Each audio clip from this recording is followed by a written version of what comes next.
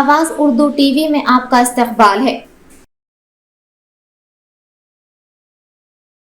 मोदी चंद्रबाबू पवन पर असदुद्दीन अवैसी का सनसनीखेज तबसरा। AIMIM के सरबराह असदुद्दीन अवैसी, जिन्होंने करनूल जिले के अदोनी में मुनक़िदा मुस्लिम JAC मीटिंग में बतौर मेहमान खुसूसी शिरकत की। इस प्रोग्राम में उन्होंने वज़ीर आज़म नरेंद्र मोदी, तेलुगु देशम पार्टी के सरबराह चंद्रबाबू नायडू और जनसेना के सरबराह पवन कल्याण को अपनी सख्त तनकीद का निशाना बनाया। वज़ीर आज़म मोदी के खिलाफ बोलते हुए अवैसी ने कहा कि वज़ीर आज़म नरेंद्र मोदी मुसलमानों के गद्दार हैं। उन्होंने सख्त तबसरा किया कि उनके दौरे हुकूमत में मुसलमानों के साथ नाइंसाफ़ी में इजाफा हुआ है। उन्होंने अहमदाबाद में हालिया तैयारा हादसे में मरने वालों से भी ताज़ियत का इजहार किया। उन्होंने कहा कि ज़िंदगी में कोई भी मुस्तकिल नहीं होता और सियासत में बड़े बड़े लीडर भी छोड़ जाते हैं। दूसरी तरफ चंद्रबाबू से सख्त नाराज़ अवैसी ने NTR से मुंह मोड़कर चीफ मिनिस्टर बनने का इल्ज़ाम लगाया। इसी तरह AP के डिप्टी CM पवन कल्याण के बारे में बात करते हुए उन्होंने तंज़िया तबसरा किया कि अगर पवन हीरो हैं तो मैं उनसे बड़ा हीरो हूँ। अवैसी ने वाज़ेह किया कि वो अमरावती की तरक्की की भी हिमायत करेंगे और कहा कि हम अमरावती की तरक्की के लिए भी लड़ेंगे। ताहम उन्होंने तबसरा किया कि चंद्रबाबू लोकेश की सियासी तरक्की में रुकावट हैं। उन्होंने YSRCP को मुस्बित जवाब दिया और कहा कि जगन मोहन रेड्डी के अरकान पार्लियामेंट ने पार्लियामेंट में हमारी हिमायत की। अवैसी के तबसरे अब रियासत में बहस का मौजू बन गए हैं। खास तौर पर 3 अहम लीडरों पर इनके हमले और मरकजी हुकूमत पर तनकीद गर्मा गर्म मौजू बन गया है। ये नरेंद्र मोदी हुकूमत की झूठ, नहीं कुछ नहीं होगा जो इनके दुम छल्ले बोल रहे थे हमको, इनके चमचे, इनके जोकर बोल रहे थे। चंद्रबाबू नायडू हमेशा से झूठ बोलते आए और कभी नहीं बदलेगा। ये शख्स कभी नहीं बदलेगा, झूठा था और झूठा रहेगा। नो नथिंग, कुछ नहीं होगा। ऐसा उंगली फिरा फिरा के बोलते हो। व्हाट आई से तुम क्या बोल रहे हमको मालूम। मैं 10 साल MLA था, तुम 9 साल मुख्यमंत्री थे। मैं देखा तुमको, तुम NT रामाराव को गिरा के तुम कुर्सी पे बैठ गए थे। चंद्रबाबू नायडू आज है कल चले जाएंगे, सबको जाना है ना इस दुनिया से, कोई नहीं रहेगा। मगर इनकी बात का कौन भरोसा करेगा। सेक्शन 3D बोलो, मैं TDP के लोगों से पूछ रहा हूं। हाँ, पवन कल्याण का भी एक MP था जनाब बालाशोरी साहब, उन्होंने भी हेल्प किए। नहीं तो उन्होंने बोलेंगे मेरे को नहीं बोले, मैं हीरो हूं, तुम हीरो है तो हम भी बड़े, सबसे बड़े सुपर हीरो हम है। तुम खामखा उनसे छेड़खानी कर लिए चंद्रडू, तुमको नुकसान होगा। देखो अब वक्फ बोर्ड को नुकसान होगा, स्टेट वक्फ बोर्ड को। चंद्रबाबू नायडू को अगर इतना बोलते मैं IT, अरे क्या होगा फिर। तो मेरे अजीज दोस्तों और बुजुर्गों, इसकी सच्चाई यही है। हम चंद्रबाबू नायडू से पूछ रहे हैं, मैं चैलेंज कर रहा हूं नायडू तुमको, तुम बताओ यह कानून से मुसलमानों को क्या फायदा हो रहा, बताओ हमको।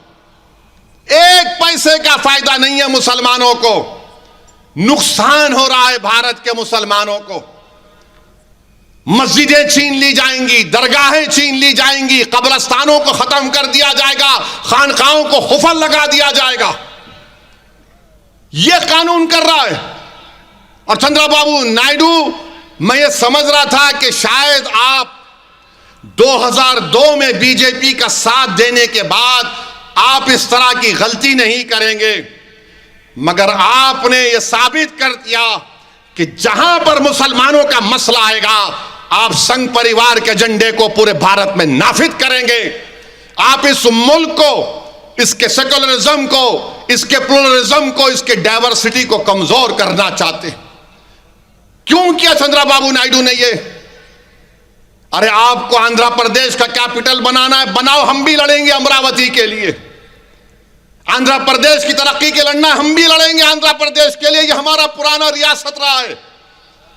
मैं तो MLA था 10 साल आंध्र प्रदेश का, हम कभी आंध्र प्रदेश को नहीं भूलेंगे।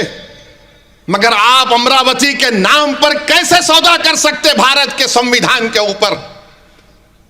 आप आंध्र प्रदेश का हवाला देते हैं और कैसे आप कॉन्स्टिट्यूशन को कमजोर करने की इजाजत दे सकते हैं। अभी भी वक्त है चंद्रबाबू नायडू साहब, इस कानून पर अमलावरी को रुकाइए।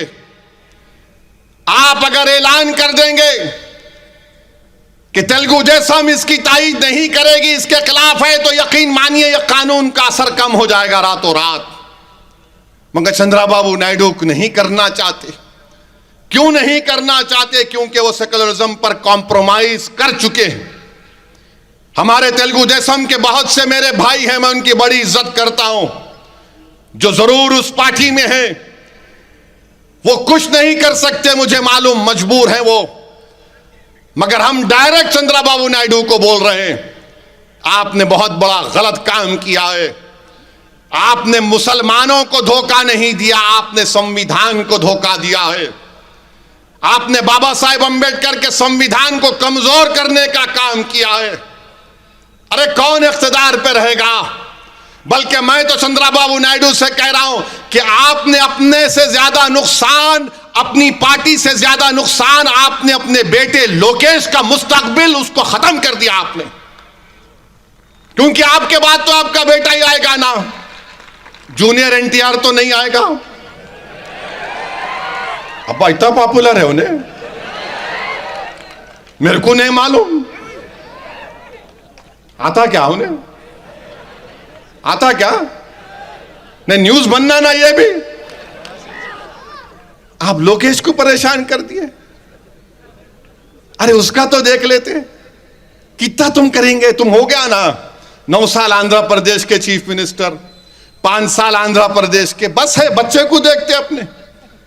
मगर आपने लोकेश को परेशानी में डाल दिया।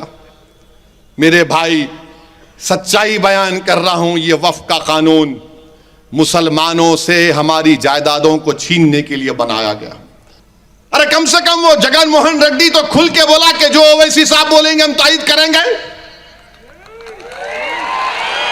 और पूरे एमपीज उनके खड़े होकर मुखालिफत करे। उन्हें क्या नहीं करा अलग बात है, मगर कम से कम ऐसे कानून के वक्त तो जगन के पूरे एमपीज खड़े होकर बोले नथिंग डूइंग, हम साथ सपोर्ट नहीं करेंगे।